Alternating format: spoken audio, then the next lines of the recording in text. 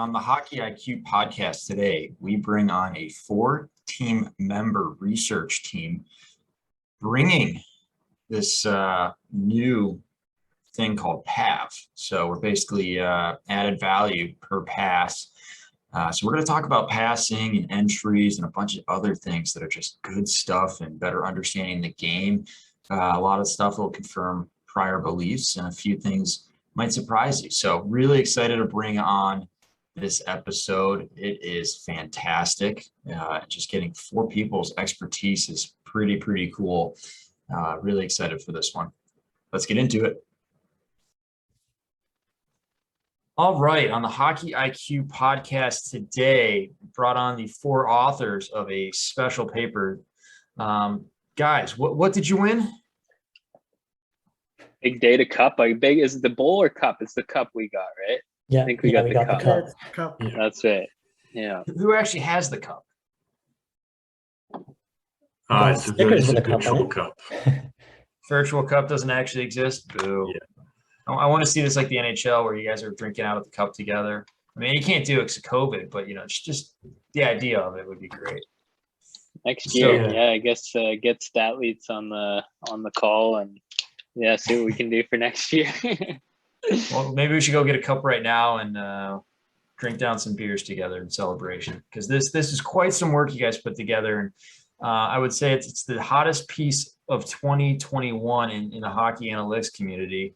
Bayesian spacetime models for expected possession added value.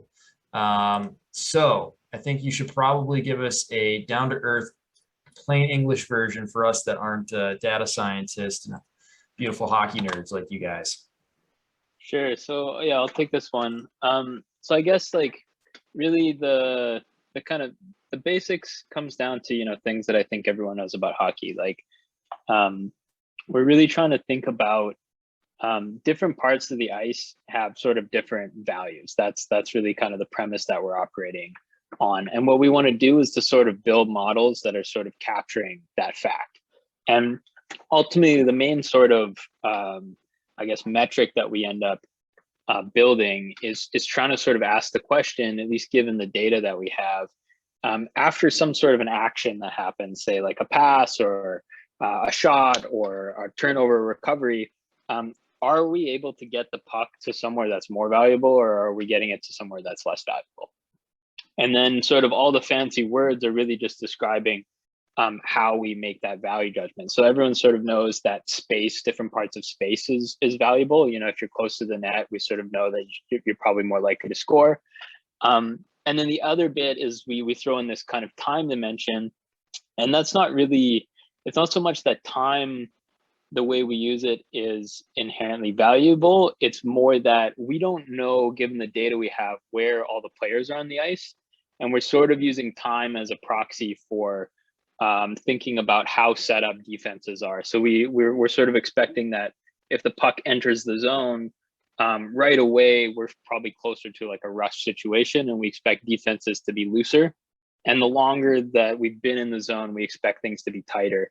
And what our models end up showing is that as we stay in the zone longer, the parts that become valuable sort of shrink, and how valuable they are end up sort of shrinking. So we're really just trying to value different parts of the ice, and we're trying to figure out, like, are we getting to more or less valuable spots, basically. So, okay, so I'll play the idiot here because I am. So basically the value, or what you're trying to figure out, is what is the value of a certain space, and then continually to get into better spaces and compound those advantages.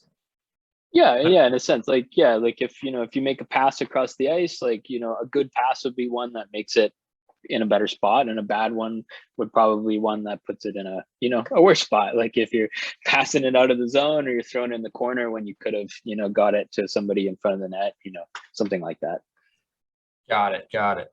So let's deconstruct this by maybe starting back a little bit.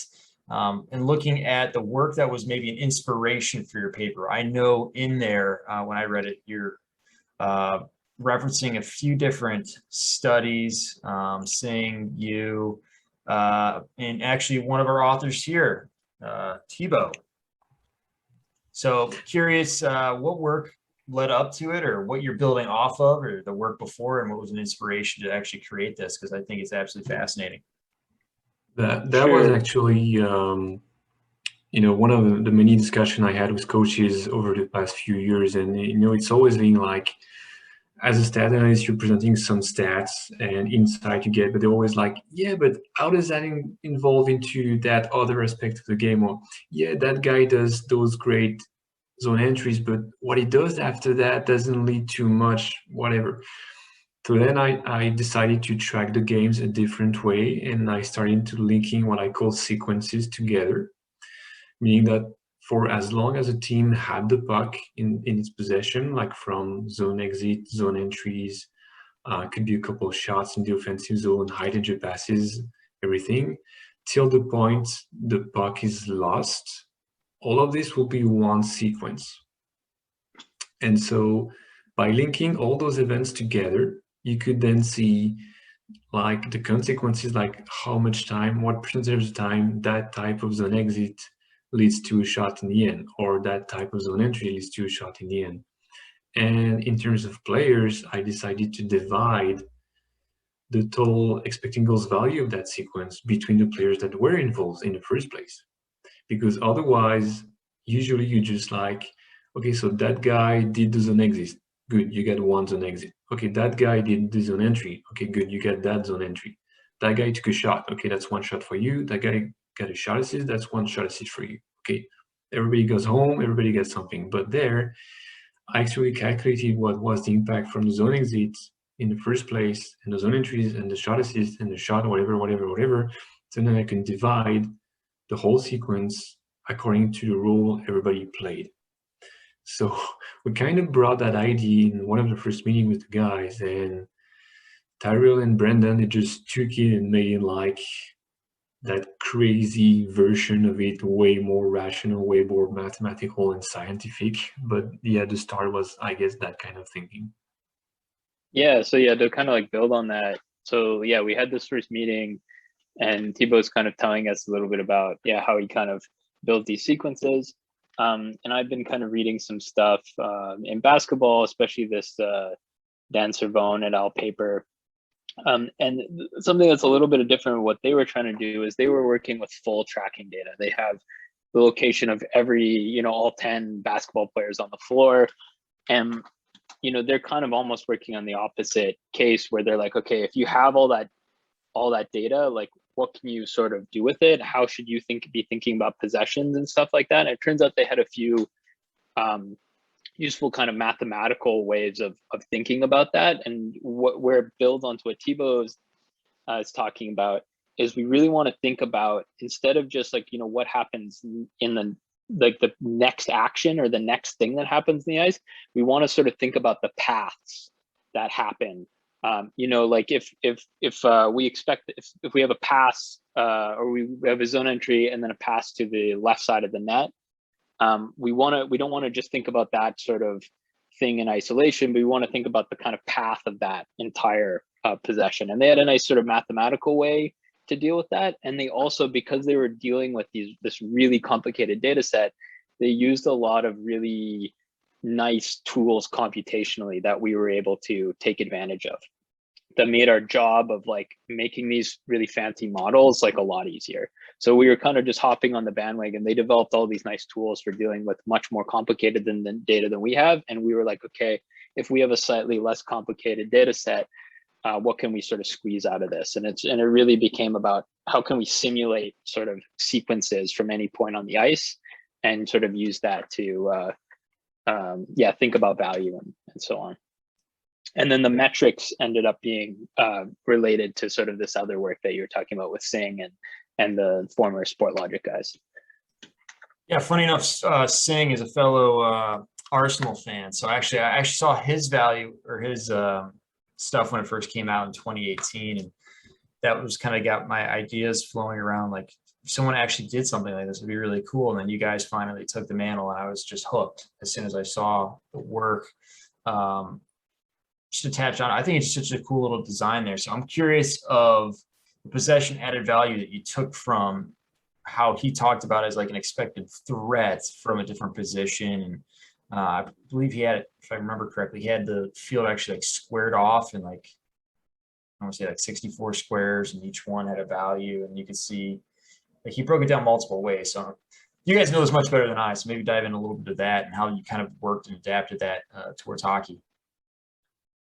Yeah, I guess there's a couple bits, and yeah, feel free other people to jump on. I guess one of the things that we do differently, and this is really coming from that Dan Cervone paper, is most of the work that does this sort of thing, like you said, you kind of have to chop up the field or the ice. You pick some, you make nice squares, or maybe you have special little regions of the ice that you've kind of predetermined.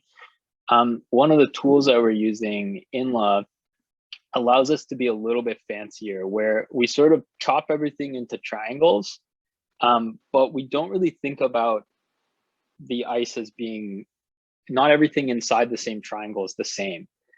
So we actually are allowed to treat the ice sort of almost continuously, which is really nice. And then I guess in terms of how we sort of make the metric, what we were really thinking about in terms of possession added value, it really goes back to that thing about like, did you put it into a more valuable spot? So if you're at a certain spot on the ice, we say how valuable is that spot is related to all of the sort of possession paths that we think is likely to come from that spot. So we simulate a bunch of paths, and some of those paths basically end up as goals. Some of those paths end up as turnovers and stuff like that. And we can get sort of a distribution of value from any spot on the ice. And then we see that, oh, after such and such a play, it ends up in some other spot on the ice and some new period of time.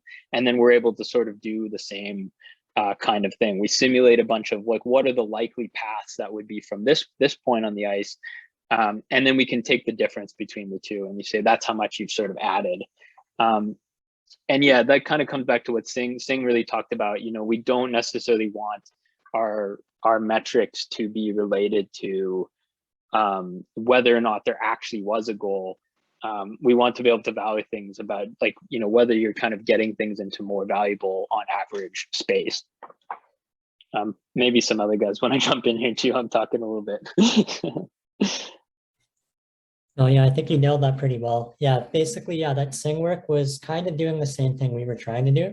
So we had the same kind of idea, and we kind of borrowed that, and the way they kind of created the metric was to basically like to value an event or to value an action on the ice.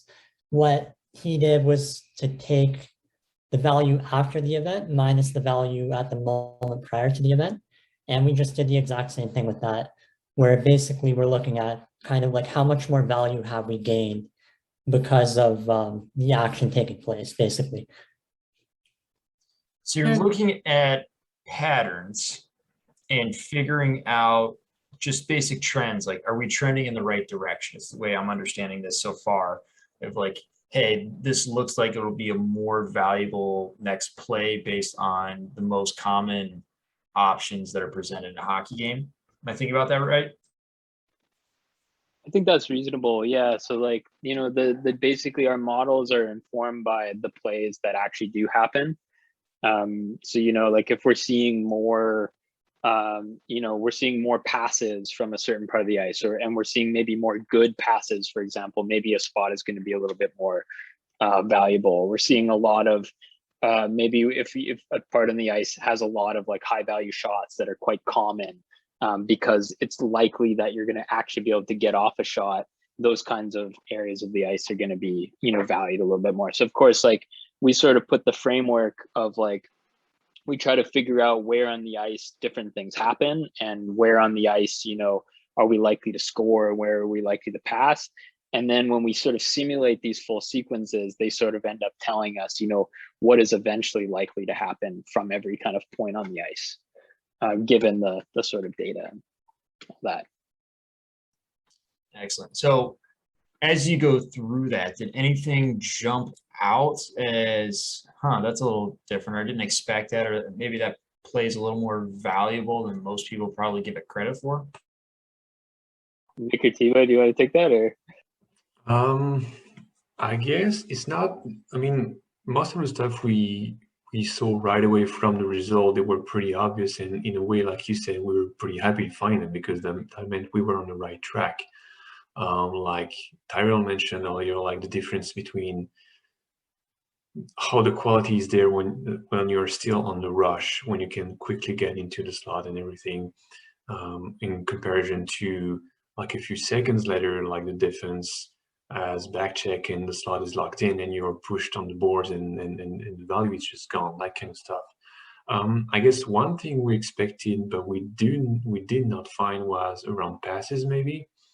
And we really more were expecting because we had all the passes in the data set from Statleads. And so it's included in the path formula, like players get positive or negative value from their passing plays. And we were really more expecting to see more positive value from those passes. Like, because when you're watching a game and you're watching highlights, whatever, everybody's remember those really nice passes, high danger passes that like split up the defense and create goals and everything. But we really, I guess, realize the huge amount of passes that are happening inside a hockey game that are not moving the needle at all. And we saw on the heat map like how the vast majority of passes were actually along the board, like low to high or high to low, and they're just like passing time maybe, or just escaping a defenseman, or and in the end of the day, like most of those passes were just zero value. And that was actually leading to another question, because is it really zero value? Because if you're just escaping a defenseman but still keeping the play alive in the offensive zone, that may lead to something down the road. So the value is not really zero, it should be something more, but that was really hard to quantify at the time. But I guess, yeah, something around passes we did not expect really. Yeah, just to kind of add to that, like passes are definitely the most challenging, I think, thing with this data. And especially our first pass at this, we actually found it was like more negative, like the passes were more negative. And when we presented, this work originally, that was like one of the big comments that basically everyone had, is like the passing stuff doesn't quite make sense. We were able to retune, like we were able to fit our models a little bit better. There was a few kind of technical issues that we had that led this to be, this result was a little bit more extreme. But even when we did it like, more correctly in a sense, we kind of have this issue that T was talking about, because we don't know where all the players are on the ice. It seems likely to me anyway that we have this kind of selection issue, is that especially if you're passing around the boards, as long as we assume that like these players in the OHL are reasonable decision makers, they're probably not like trying to make passes that are negative value. And if they're making these really poor, like so-called low value passes, it's probably because there's something we're not seeing in the data. Like if you're in the corner, like why would you pass it to the absolute like farthest of the point? Well, you might have just cycled it up the boards because you had a lot of pressure on you down low. And that doesn't necessarily mean it's a bad decision. And like Thibaut said, that if that prolongs the sequence, and if the alternative was getting the puck stripped in the corner, almost certainly that's a better decision to make. But in our models, we can't quite see that because we don't know if there was like a lot of pressure down low. We only get to kind of see these patterns on average. Goes back to the old adage of it's a shoot and recovery game. So that's very curious. So passes maybe are not as valuable as we thought they were, or they're valuable in ways that we can't quantify quite yet. So yeah, from that, tell me if I'm off there, but from that, I'm wondering, where does this research in analytics lead PAV? Like, how do we utilize what you've done here? Whether that be scouting, player development, coaching, how does that fit into the hockey world? Yeah, so as Tyrell was saying and was explaining earlier, PAV is basically a way for us to quantify how different players and teams improve the condition of the puck on the ice. So as coaches, what we often talk about to players in video meetings or during drills is to give good pucks to teammates as opposed to bad pucks. So it's all about giving a puck in a better condition than when they found it. And so what PAV really allows us to do from a quantitative standpoint is to identify the strengths and weaknesses in our teams or individual players' game as a coach, to then be able to address them by looking at clips to really understand why these are our strengths and then, or why these are our weaknesses. So it's really a tool to help guide us towards understanding our structure, our tactics, or our individual player skills a bit better as a coach. And then on the scouting side, what's really interesting is that PAV allows you to differentiate between two types of players. You have the types of players that are going to make players around them better by improving the condition of the puck for their teammates. And these are the types of players that are usually going to have transferable and projectable skills. So as a scout, these are the types of players that you want to look for to be able to continue developing and arrive at the next level, whether it's in the NHL or any other next level. And then we can differentiate these players from the other type players, which make not necessarily poor decisions with the puck all the time, but that from time to time have a habit of making the puck someone else's problem.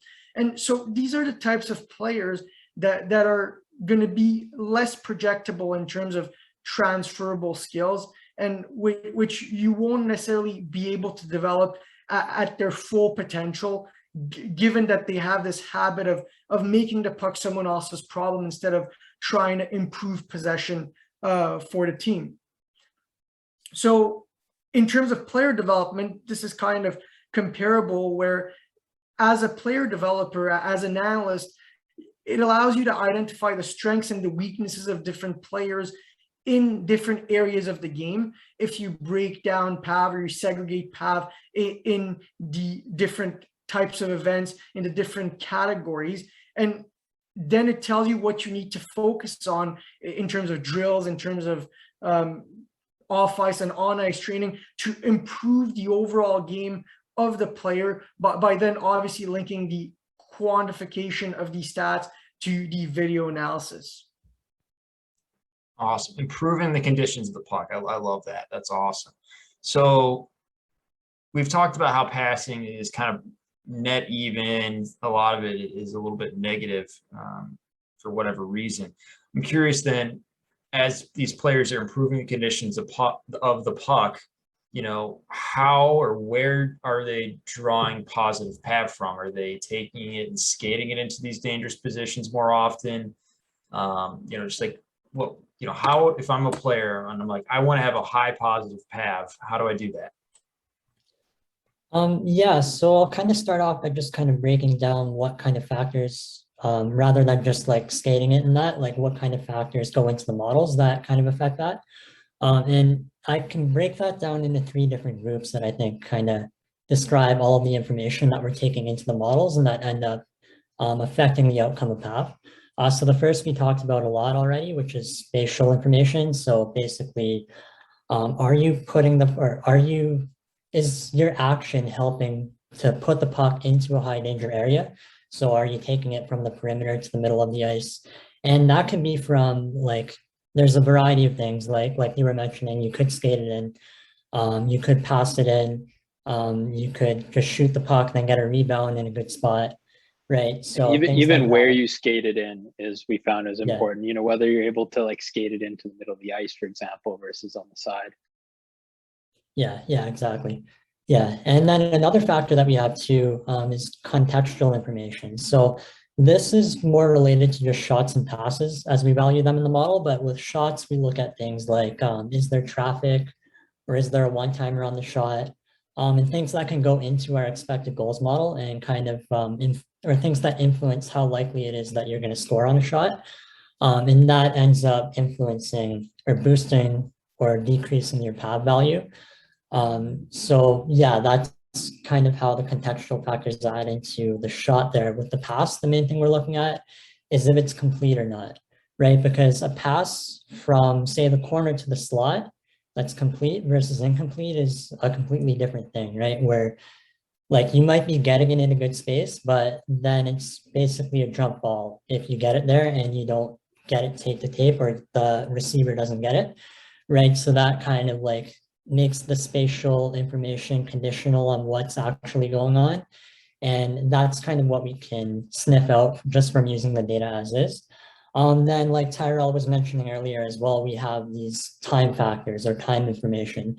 And we use this by looking at like relevant events, or by kind of comparing where we are now to relevant events, right? Like say how much time is left in a period. So for example, if we're walking in, we just get into the zone and we take a slap shot right away, that's generally going to be a bad move unless there's like 1 second left in the period and you just want to get a shot off quick. Then that's the best possible move. So that's one way that time can factor in. Then also when we're looking at shots, we'll look at time since the last pass, or time since the pass if it occurred just prior to the shot, to factor in pre-shot movement. Then also time since the last shot to kind of factor in any rebound chances as well. Then the last thing too is time since entry. So that's another thing that's kind of a big thing for kind of approximating the difference between a rush versus in zone play. So yeah, that's kind of what we do there. Like we use time mainly to gain extra context that we don't really have in the data, rather than just kind of looking at like trying to look for tic-tac-toe plays, you know? And yeah, those are kind of the main factors that go into things, into the model and how it affects the PAV values that are coming out. All right, to recap again, as I'm needed here. Spatial, basically looking at the location. That's number one. Number two being contextual information, AKA like if I take a one-timer, that's probably a pretty valuable shot compared to someone just holding it and bombing a point shot. And three, time factors, how long since a shot, entry, or pass. Did I recap that okay? Yeah, exactly. That's perfect. All right, excellent. So we're talking about time since entry. So I'm curious if you found a lot of differences that show up in the analysis between a rush versus an offensive possession chance, and what factors go into that. And that'll lead us then easily into on entries, how can players add value to their possession and their path? Well, I'll start with the rush, and Mick will follow, I guess, on the entries.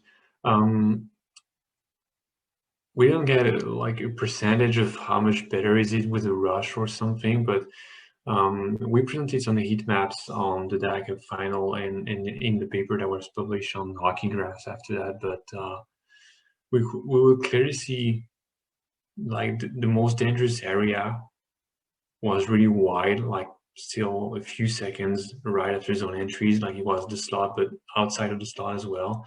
And just a few seconds later, that dangerous area was shrinking towards the net. So that means the most dangerous area was shrinking, was getting more and more difficult to get in as time moves on, but also areas that used to be dangerous while you were in the rush situation were not dangerous anymore. So that was kind of a visual result we got through it that were really speaking, I think, and we showed it to a couple of people, including coaches, and they were really enthusiastic to see that with their own eyes, like something everybody knew already, but then we have some kind of statistical proof of that. So past research actually has shown that approximately 60% of the goals at the highest levels of hockey, so like the NHL, are scored off the rush. So rush offense is a pretty important part of a team's ability to create quality chances, score goals, and eventually win hockey games. And as Thibaut and Tyrell were kind of explaining earlier, our research with PAV has shown that it's pretty important off the rush and off the entry to play the puck quickly. And as Thibaut was saying, it's because the slot area and the accessibility of the slot area is shrinking as time goes by. And to be able to play the puck quickly off the rush, we can go back to the basic principles of rush offense, which will allow us to play the puck quickly and therefore increase our PAV by improving the condition of the puck. So the things that players and teams can do to improve their path, to improve the condition of the puck on the rush, are to leverage the middle to enter the zone, which will give them options on both flanks to make possible passes and create movement, and quick movement for that matter, in the O-zone off the rush. Also, leveraging speed differentials is a very smart and efficient way to be able to create movement quickly and to try to open up the slot area even more. And bringing all of this together using lane changes will also allow these quick transitions from one play to the other, which will make sure that you create your rush chance before the back checkers, the players that are backtracking, come back in a structured defensive formation and lock in the slot area. I love how you're putting the tactics to the numbers and the math here. It's gorgeous. So speed differentials key for opening the slot area. A lot of stuff's happening off the rush. So I know the key for a lot of people, and I think it's becoming the norm here, is just finding ways to enter the zone through the middle. And I'm assuming this is just another arrow in the quiver of proof that middle entries are just ridiculously valuable. Would you say that's true? Or I'm assuming you guys know a lot more on this than I am. Assuming this is not a new phenomenon, but just continue to add a grain of sand to the pile in the heap that it is. Oh no, just like it's absolutely true. Like getting into the middle, your shots are more likely to be valuable. But even stuff with like passing and stuff, like there's a huge. We were talking earlier about completed passes. Being on the inside of the ice, the probability of completing a pass is way higher than being on the outside of the pass. And it's on the outside, like when you're on the outside trying to like penetrate into the defense, which, they're naturally sort of structuring themselves to guard, those high value spots in the slot and stuff like that. That's really hard. When you've penetrated the middle of the ice, it's really interesting. Not only are your shots more likely to be valuable, but I think what's probably happening is you're getting these kind of like collapsing stuff, and it becomes easy to pop the passes back out and stuff like that. You end up getting more options. Overall, we're seeing a lot more valuable, a lot more options, a lot more, danger. I guess this kind of leads into my next question that I kind of had was, what passes are most common? What pad value does that have? So I'm assuming if the middle is hard to get into, most of them are on the outside, which is slightly negative. But if you're able to get to the middle, that completely makes up for all those negative values, or basically maybe those possession plays to finally, okay, now we can attack, or someone missed an assignment. Now there's rotations happening. Is that what you guys were seeing? Yeah, so in terms of passing, as Tyrell was explaining, the value of passing from the inside to the outside is not necessarily it's not going to increase your path per se, but the accessibility of the outside areas is much greater than being passing to the inside, because teams, as Tyrell was saying, are going to tend to guard the slot area. So it's much harder to get a pass through from the outside to the inside, but a pass from the outside, or at least a pass attempt from the outside to the inside, is much more valuable than those low to high D to D passes that are not necessarily adding that much value, but are structurally creating movement, which might open up further opportunities to pass to the high danger areas. Yeah, I would add that our models also compare like what's happening on the ice to what is expecting to be happening on the ice. So if you're in the inside and you're passing to the outside, so that's very low value, but we're expecting very low value. So you're not going to be really like penalized or anything because you're doing that. Then you probably have a good reason to do that, but probably you just want to keep the play alive. But if you're on the outside and you're trying to pass on the inside, we kind of expect you to fail, because it's really hard to get in the inside. But if you succeed, like if you're really a talented passer, if that's one of your main skill, and you succeed on those difficult passes, then you're gonna get a tremendous value because you exceeded expectation in doing something really hard to do, and you created a lot of value for your team right after. Awesome. So let's take this to fairyland a little bit. Let's say that Have becomes the new Corsi, and we knew, or Corsi as they say, that it was definitely gamified, where players started just throwing and chucking pucks onto the net to increase their Corsi, and therefore throw off the stats in their favor for X, Y, and Z reasons, bigger contracts, etc. A player tries to gamify their path.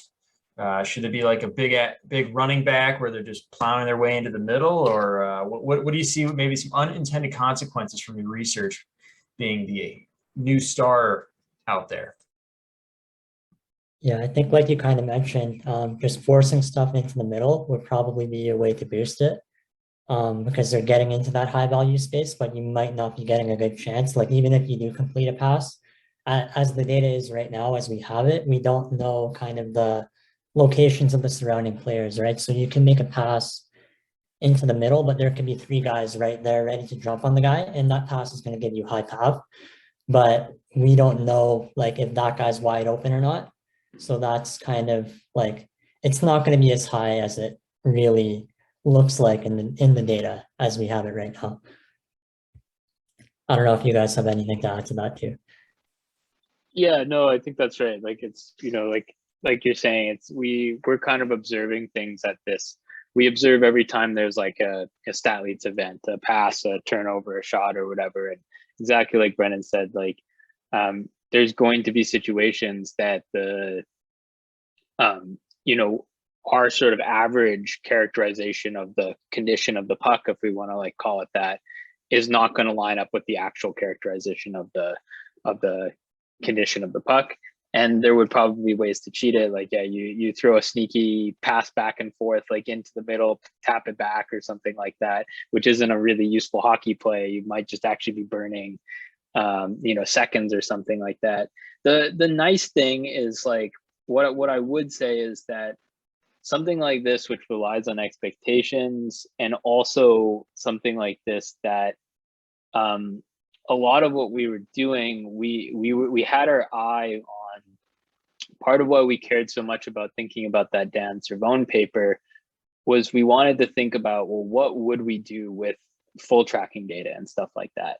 So one, I guess 2 points there. The first one is that when you make models that are based on expectations, if you get new data and people are cheating, also our expectations will change a little bit. So some of that cheating will get adjusted for a little bit, but also we're hoping that this kind of framework can fit into even more complicated data where we have full tracking data, which I think it's going to become increasingly hard to gamify. Not that there's always going to be some difference between what our model says is like value and what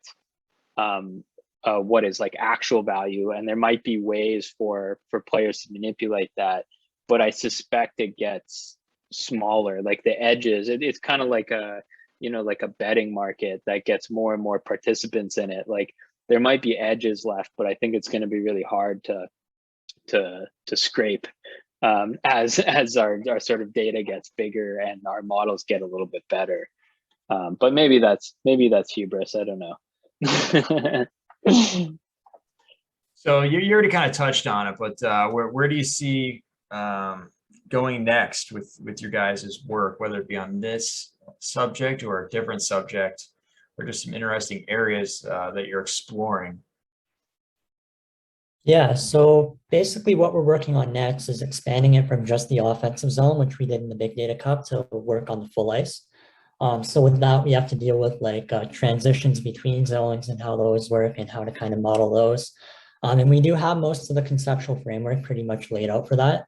We're just kind of coding it now and sorting out little details in it.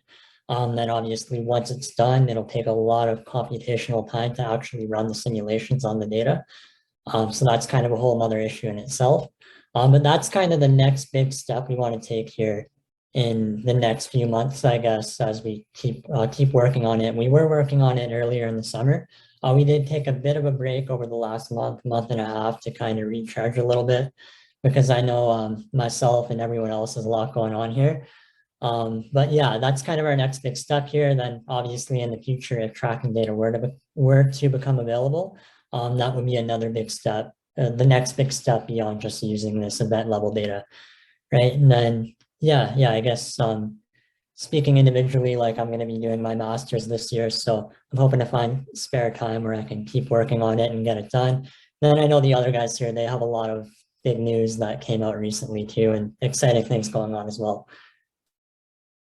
Yeah, maybe I could jump in. I guess like Brendan said, we're working on this sort of big, the full ice version. There's a lot of interesting kind of, I guess questions and stuff that come up when we try to extend it. So that's definitely taking up some time. And yeah, so I also just started working with Zealous Analytics. So I'm going to be doing, some basketball stuff. So that's going to be taking up a lot of my time. Yeah, I'm really excited to see the project going on the full ice, because there were a couple of players in the project we researched, and we were kind of disappointed they didn't get like such a high PAV. But then we thought, but we're only looking at the offensive zone, so maybe those players, they have the huge bulk of their impact is before the offensive zone, into an exit in transition and through a neutral zone, and we could not capture that yet. So that was a bit frustrating. So we want to expand on that.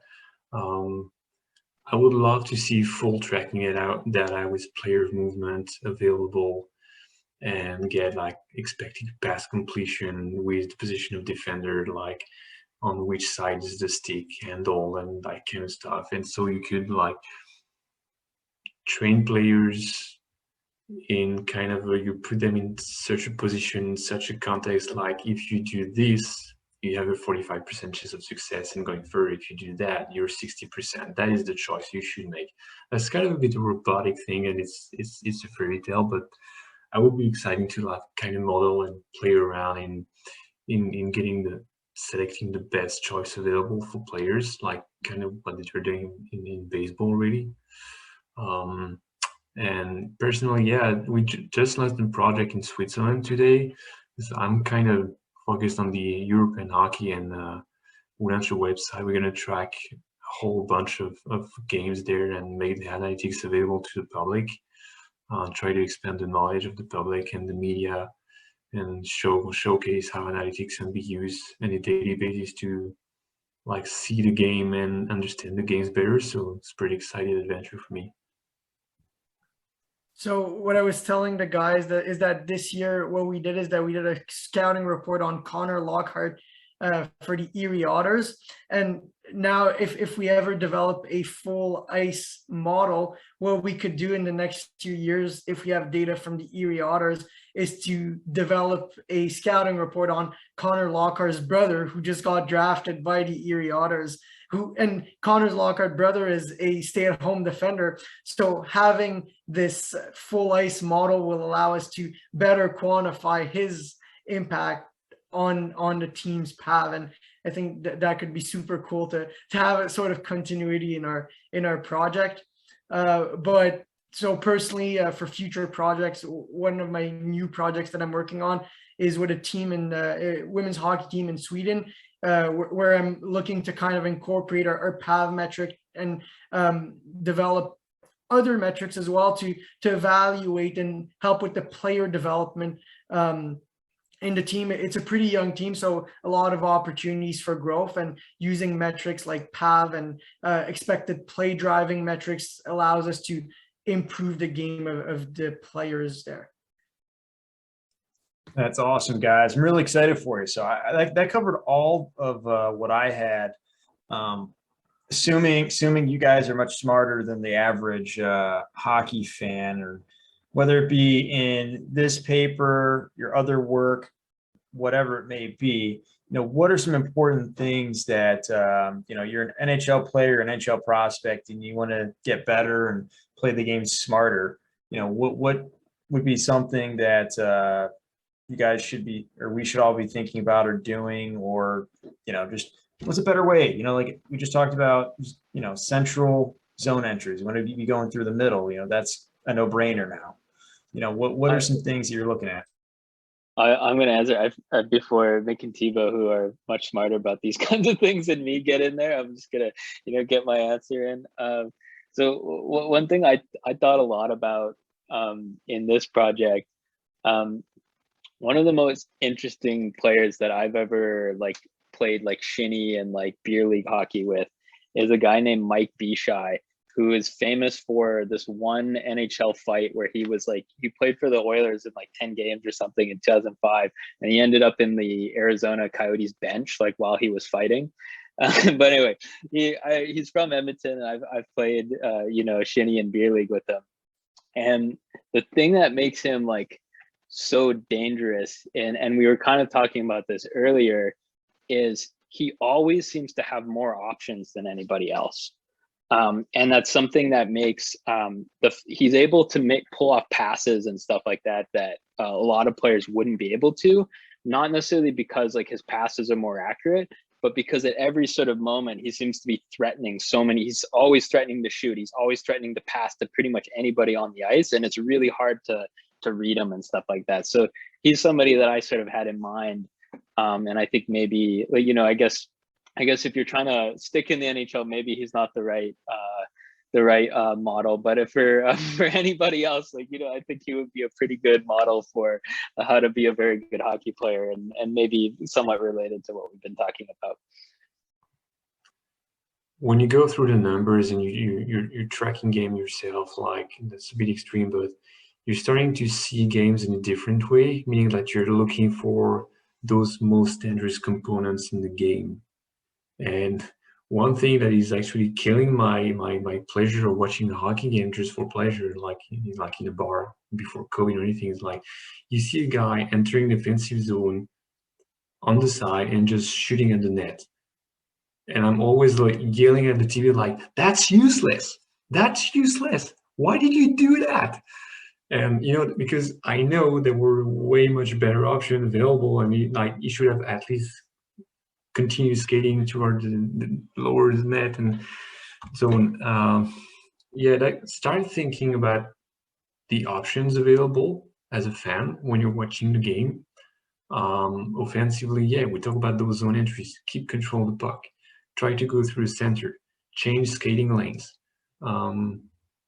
Not just throw pucks at the net and hoping for the handful of rebounds that will happen in the game, that kind of stuff. Defensively, don't throw yourself into a forecheck, hitting bodies. Just wait, more at the blue line, neutral zone, close the game, push toward the board. Start to play smarter and watch smarter.